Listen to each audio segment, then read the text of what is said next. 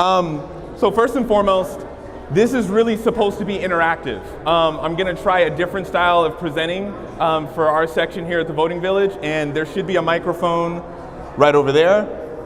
If anyone of you guys are brave enough to grab it as I'm asking different questions, I would love to hear you comment. This is something that's going to be really important to me in terms of understanding where people are in terms of like how they view what it means to be an American, what it means to be a citizen, and that sort of thing. So this is just to kind of set the stage, let you guys know kind of where I'm hoping to go.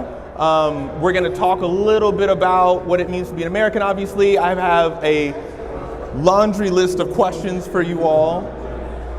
This is so weird. And really, again, trying to establish a framework for how we define this thing called democracy in 2023. We have technology intersecting with these nasty laws, a patchwork system of privacy laws at the state level, and what I really want to try to get a feel for is what you all think this democracy should actually look like. Now, of course, the natural question is, well, Kendall, why the hell are we talking about that here? So one of the things that I'm going to do is I'm going to kind of set a stage for what this talk is and what this isn't. But first, I'm going to tell you a little bit more about myself, because I know the bio, I really didn't turn my bio in on time, so it's probably all over the place talking about blockchain, which is not really what I do anymore. So one of the things I do, again, cybersecurity, privacy attorney, I do a lot of diligence work. I analyze results from penetration testing for my clients, and I really assist in the area of privacy law compliance. So dealing with the privacy laws both internationally, GDPR, and also in California, the CPRA, and this patchwork system of privacy legislation that we have coming down the pipeline. Something else that I'm going to talk to you guys a little bit about, which will relate to what I'm going to discuss today, is on the side of that, I am also an antique and rare book dealer. In November, I will be believe it or not, or maybe I guess believe it, I will be the first black antique book dealer in the country, which is super weird, but maybe not really surprising. And the youngest, so there you go, right? I'm also a professional track athlete. I'm a long jumper. Every day for me is a day at the beach. So the goal is Olympic trials next year and hopefully Paris. And then I can finally hang these spikes up and never see a pair of running shoes ever again. I swear to God, I can't wait. Recently, and this is kind of what I talked about yesterday on the panel with Chris Krebs and my colleagues, I was recently named to the American Council on Germany. This was a post-war transatlantic effort to sort of address transatlantic policy issues, and what they do, they take 20 German nationals and 20 Americans in various sectors, they stick them in a room in Germany and sort of go through the discussion process of how to address global issues, right? Everything from technology, law, and policy, to government, to how do we get along better, and how do we become the leaders of the world that we really hope to be. And so I hope to kind of weave that in here today, and then there's also a bunch of other boring stuff you guys probably don't want to know about, but please ask me. So here's what this is, or here's what this is not, right? I'm not here to lecture you. I don't think anyone really wants to hear about the law. I certainly don't. This is not going to be a broad discussion of election technology. We spent a lot of time on that today. I will leave that to people who are way more intelligent than I am. And we'll be talking about that basically all week. This is also not something that is going to be substantively about racial identity. I'm not here talking to you as a black male with an afro and a picket. I should probably take that out. It's really not what this is. This is really coming from my perspective as an American citizen and about someone who really cares about the welfare of this country and about creating more young leaders that are going to help protect what we hold to be near, dear, and true to our beliefs, right? And this also isn't about personal politics, right? I really don't care who the hell you voted for. I really don't. Part of my issue and how I came to address some of these topics is I think it's utterly ridiculous that we can't be in disagreement and have a productive conversation. And part of what I want to draw on for this discussion is how did we get here? How come we can't do that anymore? And how can we fix it, right? What this is, like I was saying, we are going to do a bit of problem solving. Problem solving in the sense of, again, like how do we create a better system for effective communication? How do we both come to the table having voted for different individuals, having different beliefs, and use those sort of backgrounds and beliefs to create a better country, a better system, and better institutions that'll help protect what we hold near and dear. Maybe it's a bit of a reality check, maybe not, but I definitely do want to go about re-identifying some of these systemic issues in education, voting rights, and just overall how do we get along better, right? And who knows? My hope for this talk is that by the end of it, everyone's a little better off, not in the sense of anything that I'm saying, but really what you all are saying. I want to hear from individuals who have been around a little bit longer than I have, who have had different educational backgrounds, and can help draw on some of their experiences growing up that maybe I didn't have. Okay, so a couple questions. These are some things I want you guys to think about. So hopefully you guys can see them, but really what I want you to sort of kind of keep in the back of your mind is, what does it mean to be an American?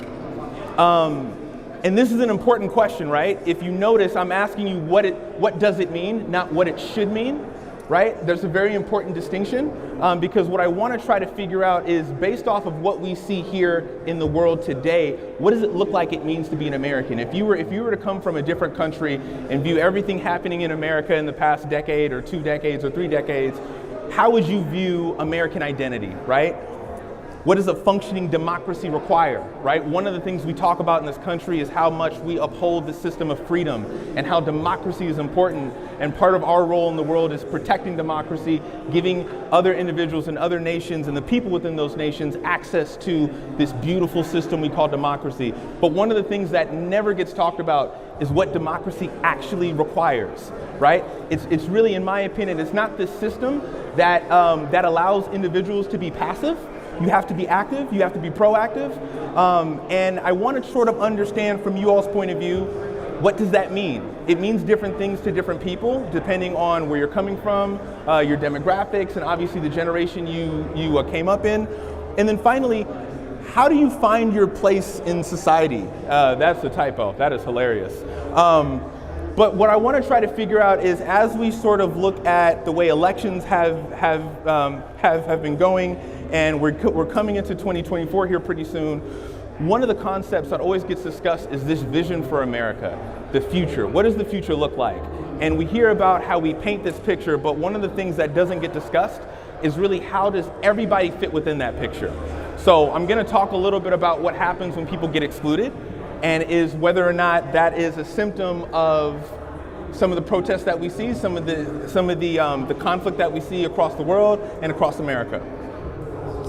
So, you guys, does anyone not know who this is? George H.W. Bush, George Bush Sr., right? Very young one. I picked this one on purpose because if I had picked probably a more recent one, it would have, you guys would have been a slam dunk, right? So it's 41st President of the United States, passes away in November 30th, 2018. Why do I have his picture up here? Let me tell you a quick story. So I'm from San Francisco, California, a small borough in San Francisco, Ingleside Terrace. Also grew up in part of Bernal Heights. I was never really politically engaged growing up. Neither were my parents, right? And I remember growing up and hearing about, Clinton running for president and George Bush running for president and kind of, the back and forth. And when George Bush Sr. died, something really weird happened to me, right?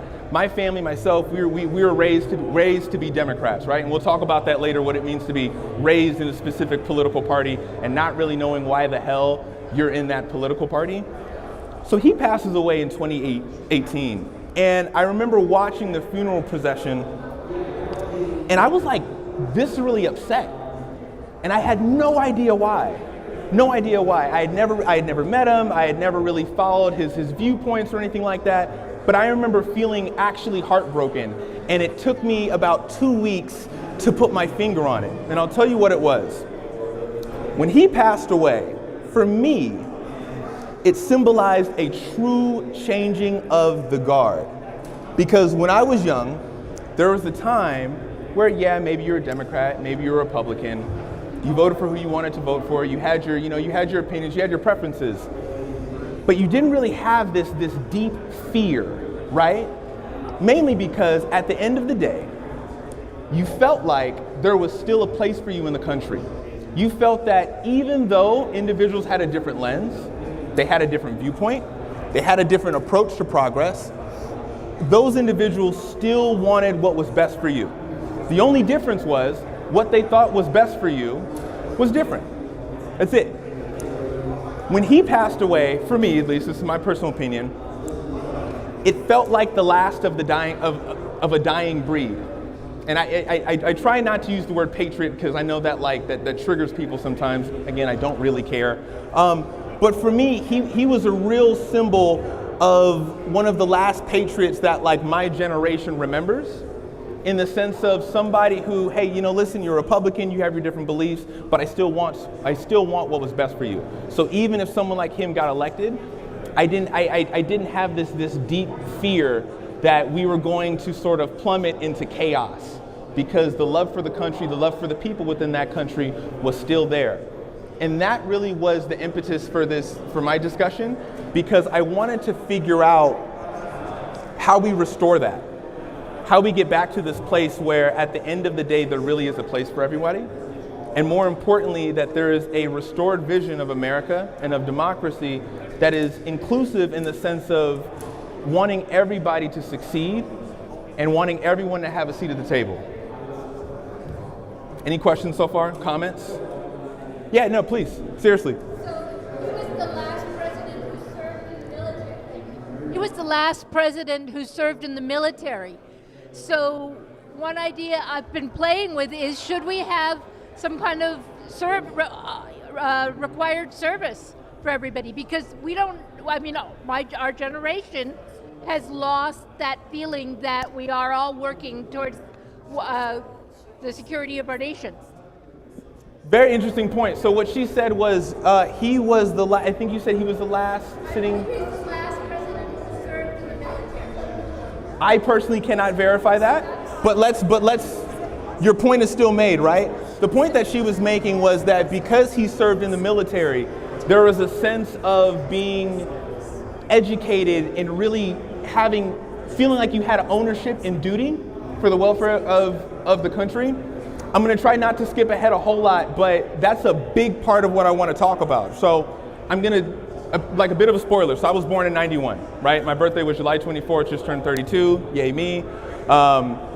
And one of the things that I want to talk about is this concept of civics.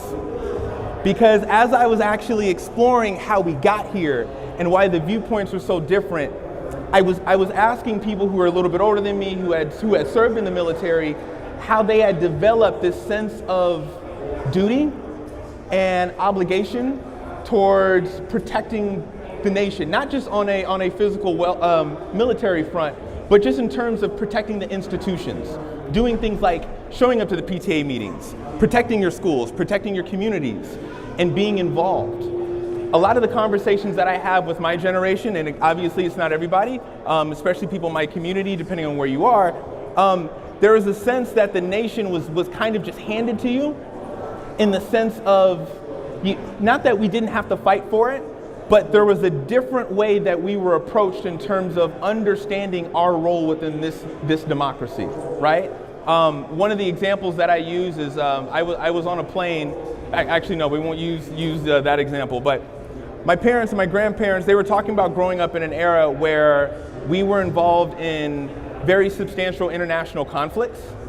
And what that did was, at the federal level, that prompted discussions about how do you educate these young people to really care about America, to have this loyalty, to how do you build the patriot? How do you build the American citizen? And for me, what I've found so far is a lot of it has to do with civics. Now, I would imagine that the civics education, or I guess social studies, I think for me and maybe a few other of us, was very different than some of you all. Can someone talk about what they had in civics class, like that experience? Can you? I had civics class, and you just learned about like a sterile clinical approach to the way the country was formatted and structured. But it was not I would say not passionate, because the teachers were passionate, but it wasn't biased or anything like that. It was just like a dispassionate portrayal of the structure of the organization of the country. See if I can turn this up just a... Please don't make me say this. Okay. We can't hear him. I was trying to get everybody to hear him. It's okay. All right, so we're going to switch gears here. So I'm going to show you another president. We all know George Washington, right? Part of what I'm going to talk about here is sort of a difference in approach. So as I talked to you guys earlier, one of the things that I do aside from being an athlete, aside from being an attorney, aside from being someone who does a lot of work in the election security space, is I'm an antique and rare book dealer. I'm sort of like the Black Nicolas Cage in National Treasure, right? And so one of the really cool things about having been a lawyer as well and going through Georgetown Law is a lot of these foundational documents that, you know, the Supreme Court, that are presidential nominees, that just society in general seems to be talking a lot about, I actually get to handle them, and I get to, check this out, I get to read the rest of the sentence. You see what I mean? Do you see where I'm going here, right? Exactly, because I can read cursive, right? And one of the things that I found to be so compelling is oftentimes these are founders, these very supported and revered leaders really get misquoted.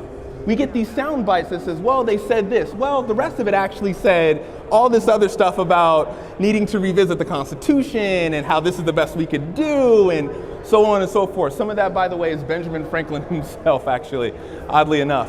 And so I have two pictures here. Again, antique and rare book dealer. One is George Washington's farewell address, which I actually did not, in any other time, I would have brought it with me, but I actually do have a copy of it, which is super duper cool. So if you guys have antiques or want to nerd out about stuff like that, please just find me in the back at some point. And I really wanted to talk about George Washington's farewell address. So it's interesting. So George Washington, he has led this growing nation. He has been a military leader. He has been sort of an economic savant and has created this, or has leaned into creating what would be the Supreme Court, working with John Jay. And here he is about to leave. No one wants him to leave, but he feels like it's his duty to leave. Now the question is, so why am I talking about his farewell address? I would encourage each and every one of you to go home and read George Washington's farewell address. Not just because it's great to have some context, but one of the things that I loved about what he put in there was he articulated this wonderful vision for America and for what America should look like and what it would mean to be an American citizen. So I put just a couple stanzas here just to kind of give people a picture of it.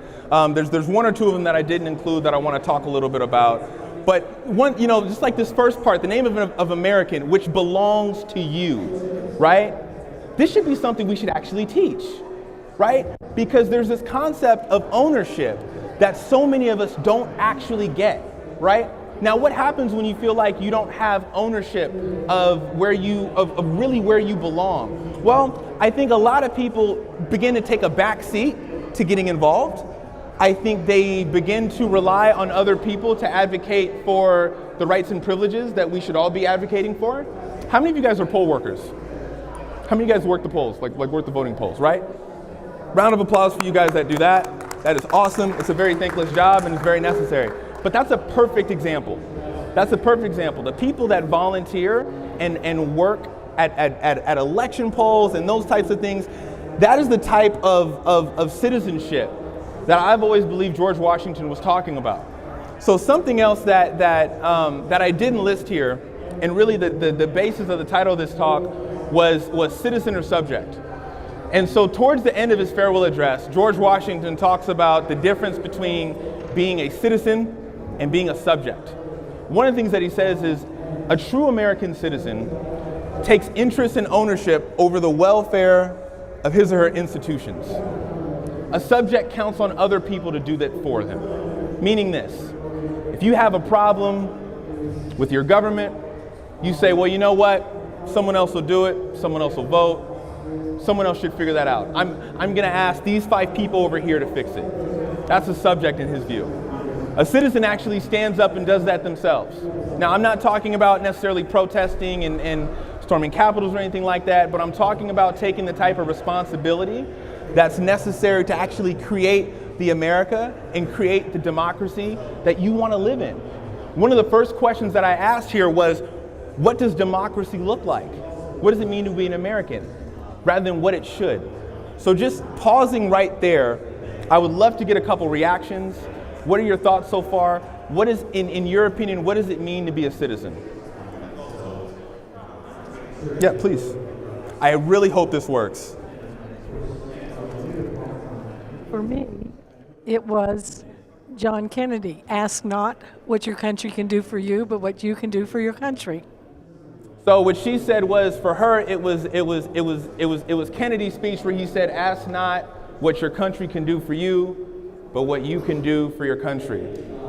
So the $1 million question for me is, how do we create that? How do we create that? No, like that's an actual question.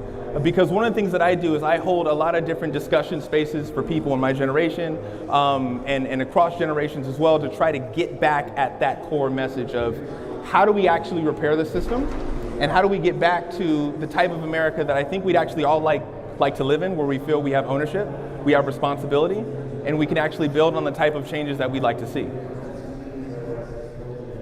So we had civics classes, but that was it. I don't think that how to be a citizen or how to participate in a society is modeled in any of the entertainment or optional media that people like to consume. And I think that the people who create media have a responsibility to model that for us, because if we don't have to go to school, only a few people who are interested in it basically as a hobby are going to learn how civics works or remember how civics works on an ongoing basis. So let's, please. When it comes to the media, I'm afraid they're more interested in promoting what's interesting to the public instead of what's in the public's interest. Interesting. So what she said was, in terms of the media, right? In terms of the media, it seems like they're more interested in promoting what is interesting instead of what is in the public interest. That's an interesting point.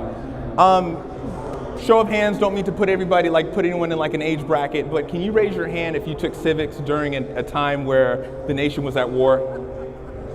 I would really love to hear some, I think one of the ways that this discussion is important is I'd like to hear how that civics class went differently.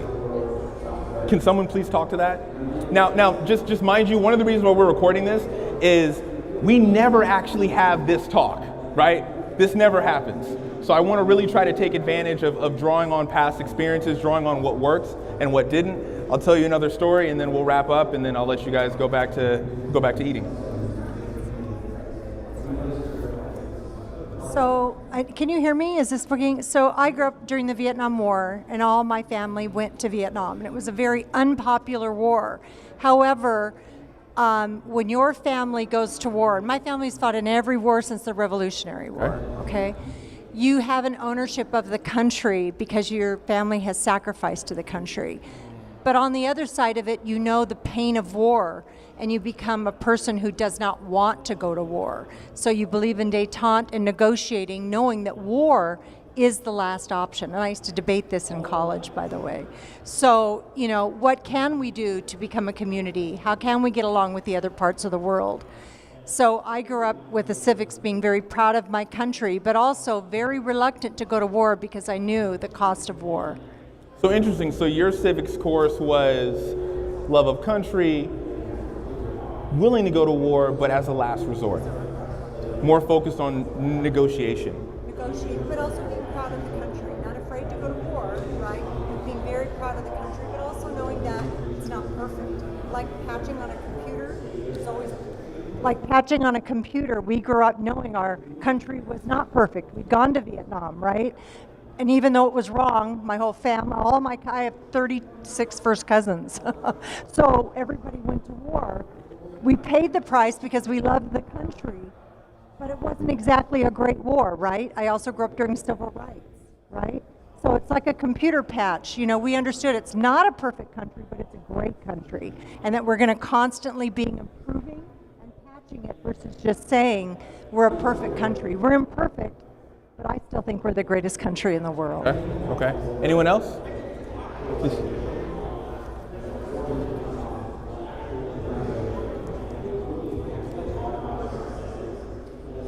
Okay, so I am a son of a Vietnam veteran. And by the time I was 18, my friends were going off to fight in the Iraq War. One of the biggest things that I noticed, I'm rural Ohio, cows and fields and all that. And the big thing about what we were taught then is you were expected to stand up. You had an obligation as an American to step up and be part of the military, to be proud of your country.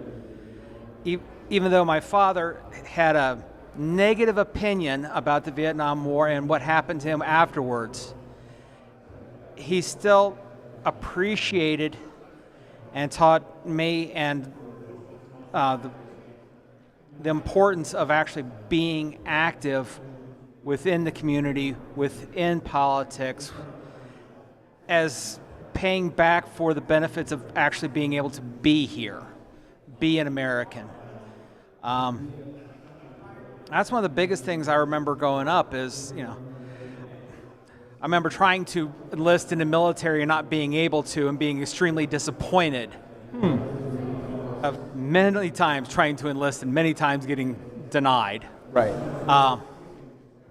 And feeling like I was letting the world down.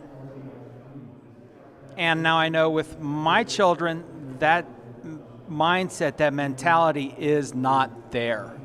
Why do you think that is? Because here's the thing. So a lot of us, civics for us was Schoolhouse Rock. Conjunction junction, what's your function, all that stuff. It was, I'm the bill sitting on Capitol Hill, right? That was, no, I'm serious. I'm really not exaggerating. That was our civics. And it was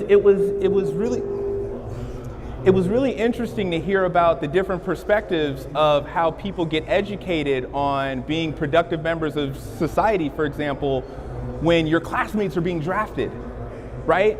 That creates an entirely different dynamic, not just on campus, but internally, right? Your viewpoint, knowing that at any given moment, your son, your brother, your classmate, they could be shipped off at any given moment. And the mindset you have to cultivate to accept that, to be proud of that, to support that, I think is entirely different from what we see today. Now, here's the twist. One of the things that we talked about with George Washington was sort of what it meant to be an American, what it meant to be a citizen, upholding your institutions, all these other things. We live in a completely different era now, right? This whole concept of what I think we used to call the American dream has shifted dramatically in the sense of now the American dream isn't, hey, I want to, better my country, I want to be involved. The American dream is really, ideally, I would like to ascend to a level economically so that these local problems don't really affect me as much, right? Why do I care about education when I can afford a private tutor? Why would I care? Why would I care about public, education? And so one of the questions that I ask people is, have we made it too hard to be an American, right? It is so hard to afford housing. You can't find nutritional food a lot of places. Politics can be an absolute mess depending on what you believe. And so all these different touch points, and then when you add on sort of our reliance on social media platforms and this whole digitally driven society that we live in now, all of this traffic that we're trying to grasp hold of while supporting our families, you only have 24 hours in the day, right? What time do you have to really investigate individuals' politics and be involved in local elections? Now, this is not a belief of mine. This is a question. Question being like, is it? Do you believe it is too hard or become increasingly and unreasonably difficult to do those little things that democracy requires? All of you, yeah, that's going to be a. Why don't we pass it this way? I would hope not. It used to be.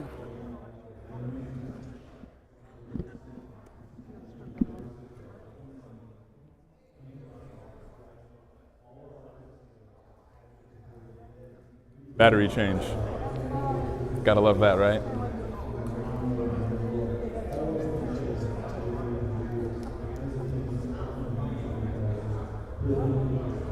Yeah, go ahead.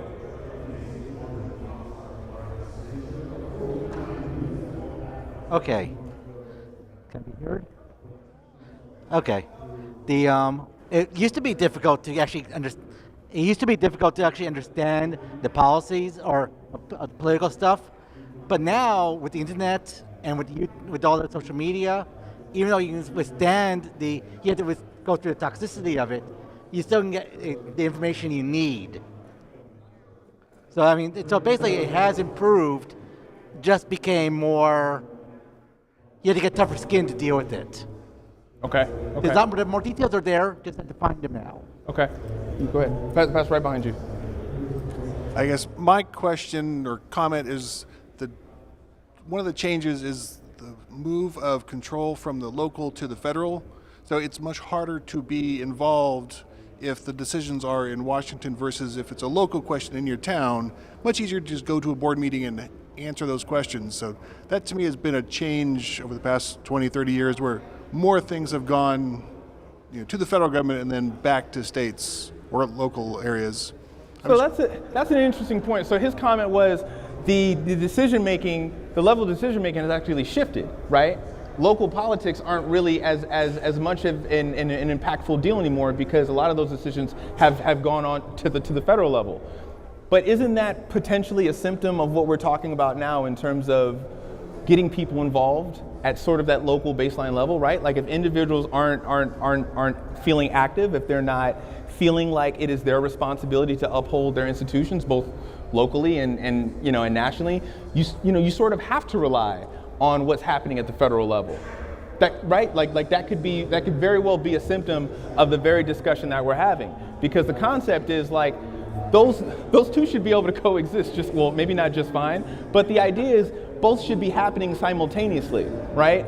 And so when I ask the question of have we made it too hard to be an American, which is, I guess is sort of like, Hail Mary, throw a question, it really does draw on how we begin to learn how to manage, right, all of this different information, all of the responsibilities, and also, the gentleman here talked about social media and talked about being able to access the information. Can you trust the information that you see, right? Who's there somebody else? So my feeling is that the local is what really affects my life. I'm in California. The board of supervisors for my county, their decisions about whether they're going to fix the roads and how much money they're going to spend on the schools is going to be more impactful on my life than the stuff that's being done on the national level a lot of times on a day-to-day basis. So I'm not quite sure why people feel like they can't reach that. I can write a letter to my board of supervisors, I can show up at the meeting, and I can have a lot of effect. Do you do that? I have shown up at meetings, I haven't said much, but I do show up sometimes when there's policies I'm interested in, yeah. That's interesting, just by a quick show of hands and we'll get to you. Quick show of hands, how many of you all have ever written your senator? This week. You said this week? What about showing up at county board meetings? Wait a minute, yes, the FBI is here, we're not answering. Yeah, I know, right? It's interesting. So none of my friends have ever done that, right? And it was interesting. I'll tell you a really quick story. I was on one of those very unfortunate plane rides that are 6 hours long, and you get, you feel like you got stuck to somebody who's going to talk your ear off. Usually it's me. And I had the window seat. We had an older woman who was in the middle, and someone who is a male who was about in his 40s in the aisle. And I actually engaged in this very same conversation with them, which was dangerous on a 6-hour flight. Full disclosure, she told me she was about 75, 76. He was about 42. And it was incredibly fascinating to hear the differences in where they thought their responsibility was. The woman, she went on and on about, some of the stuff we talked about what it was like living through a draft, what it was like when your siblings are going away to war. And I remember at one point, she talked about writing her senator. And the gentleman to my left, and I had also echoed this because I've never written my senator, I'll call though. Gentleman to my left thought that it was completely unreasonable to do that because there would be no impact whatsoever and he was just wasting his time and we were too far gone. And the woman in the middle seat said something that I think I will never forget. It's a big part of why I want to talk about this. She quite simply said, "This is your country too." right? It's not about, and this was what really shifted it for me. She said, you might not feel like you're gonna change anything, but you're being selfish because you're talking about it through the lens of whether or not you're going to see that change. She looked at it through the lens of, hey, I'm gonna do everything I can because this isn't really about me. This is about creating a better nation. This is about creating better policy. And this is about creating a world that moving forward, individuals are actually living better than I did. I might never see the progress that I'm advocating for, ever. And a conversation that I had actually at the American Council on Germany with my American colleagues is we feel like there's a real lack in that type of thinking these days.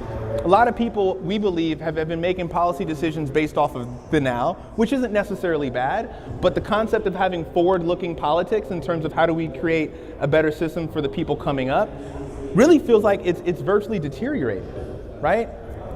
I have no idea who has the mic. She was waiting, and then we got about like 5 minutes.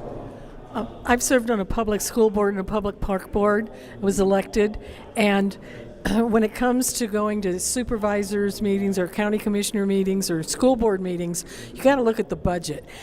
It is so driven by federal funds that they really can't make decisions anymore at the local level, because if they don't agree with what the federal fund is requiring, they don't get that money. Right. It's a great point. So just to kind of, actually we'll go right behind you and then I'll ask one more question. I write to my local officials because I've learned that I get personal responses from them, and I tell all of my friends that. But most of the systems that we interact with in our lives seem to be trending.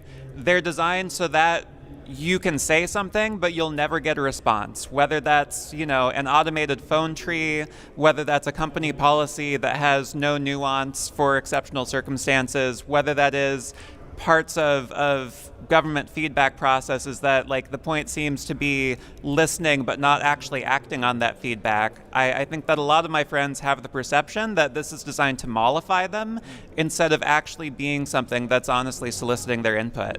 Very interesting. Very interesting. Yeah? So just before we turn around a little too much, we're talking a lot about why you should get involved.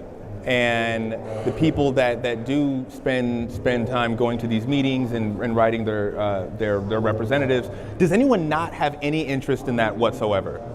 Like, is there anyone here? Hopefully this is a safe space. Does anyone just completely disagree?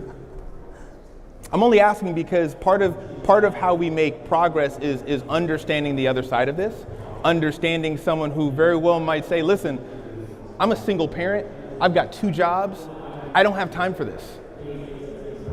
Anyone feel that way? Maybe not necessarily single parent? Okay, cool. Yeah. Can we? No. Okay. Can you get it? Does anyone want to speak to it? Yeah? I want to go ahead and speak to the idea that maybe now there's less leeway for you to go out and, participate in ways that don't, to the way you were talking about before, people are trying to achieve that higher standard of living so that they can sort of escape these problems.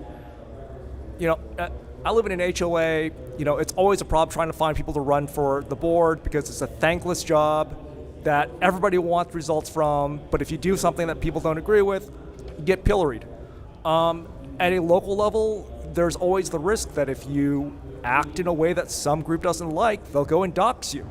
I mean, there is a cost to stepping forward and volunteering on a local basis because people perceive that, for whether it's true or not, that what you're doing on a local level has impact on a state or national level now. Social media has basically made every local race a national race in some cases. So there's a high cost to participating, whether it's a cost in terms of time or money. I mean, how many people want to serve on a jury now? How many places actually pay you anything to serve on a jury? That's a cost. That's actually one of your responsibilities as an American citizen, is to serve as a juror, to allow people to have the choice of opting for a jury with a trial with a jury of your peers. These are all part and parcel of your responsibility. A lot of people want the benefits but are not willing to put in the time. But part of that maybe because the cost is very high, like you were talking about. If you're a single parent with 2 kids and you're barely scraping by, how can you sacrifice a week or 2 to do jury duty? Yeah. Can we get the gentleman here? No? Why is it so hard to be in America? Why is it so hard? Why is it so hard? Right? And I mean, you know, there's a lot of variance in opinion in terms of whether or not it is and isn't difficult, you know, right? No, I'm not saying you're right or wrong. You know, I'm saying... That's the unanswerable question almost, so the question open for debate. Well, I think part of it has a lot to do with time, right? You know, when you're dealing with things like inflation, when you're dealing with competing interests, we have the whole situation going on with China right now. There's so much happening that, again, you're still limited to that 24 hours in the day, right? Now, it doesn't mean that should be an excuse, but if we have kind of come to an agreement that it has become a little bit more difficult in terms of the distractions, in terms of how you manage your day, how you manage your year, how to deal with sort of the ebbs and flows of just being in society these days, the question then becomes, what do we do about it? And not to make this dark, can we do anything about it? Let me just say this. One second. That it's harder to be. Yeah, let me just say, I think it's a lot perception. I was just at a fundraiser for Tim Scott, who I really like a lot, from South Carolina. Tim Scott grew up at a time when if you were a black man, you couldn't walk on the sidewalk. You had to get off so a white man could walk by. His father told him when he was young, he says, you can be bitter or you can be better. I thought, boy, that sums it up. So in the kind of businesses that I was in the time I was in, I remember walking into a room and all the men in the room thought I was the secretary. I was the negotiator for the oil company. So I got everybody coffee because they asked me to, and then I sat down and I negotiated the contract, of which apparently they hadn't read because the clause allowed something they weren't aware of. Anyway, long story short, we've come a long way, baby. So you can be bitter or you can be better. I think part of it's a mindset. You know, I had 140 reps when I retired from my other company, and I could give somebody just crap territory and they always made it happen, and then other people never had what they needed. I think a lot of it's a mindset. We're still a great country. We're evolving, right? Jobs said if you're not evolving, you're going out of business. So get out of your pity party, pick yourself up by the bootstraps. We have a great country, and make yourself better. Stop being bitter. Perspective, a common one too, right? The counter argument that a lot of people would say is, well, that's easier said than done, right? Which is a huge scapegoat for a lot of people. But that's the other side of it. Hold on, 1 second. Yeah. What I was going to say was that we're talking about participating, but we're not even haven't even scratched the surface with voting. The huge number of people who don't even show up to vote. Let alone participate in making the government work. So, how can we increase voter participation, for example? How do you make people want to, right? The reason why I decided to have this conversation here is because we're not looking at the problem right here, right? We're in the voting village. We're literally here listening, discussing, addressing one of the pillars that is fundamental to protecting this institution that we call voting, elections, democracy, however you want to break that down. But the question is, I want to see more of this. And one of the reasons why we spend so much time here is because at the end of this, people are going to draft a report on what happened here today. And we're going to try to turn that report into policy and encourage people to protect their systems and to invest in better safeguards to protect their elections. That takes work, and it takes people to actually believe that this is worth saving. It takes people believing that they have a responsibility, an obligation, a duty, and one that they feel here. And I don't know if we're in a place yet where we've figured out a mechanism by which we can spread that message to where people actually interpret that, they digest it, and they begin to live and breathe it. So I'll end with this. I think there's a lot of hope. I think there's a lot of opportunity. I am incredibly grateful that we were able to have a discussion like this, one that is one of the first that I've been a part of. I don't know if DEF CON's ever done one like this on a subject like it. And I really appreciate everyone's willingness to engage. The next task is to take this discussion home with you and actually think about what needs to change, whether it's civics, whether it is, you know, giving people time off so they can go vote, whether it's all these seemingly little things to make this process that we talk about being an American not so much easier, but more manageable to navigate.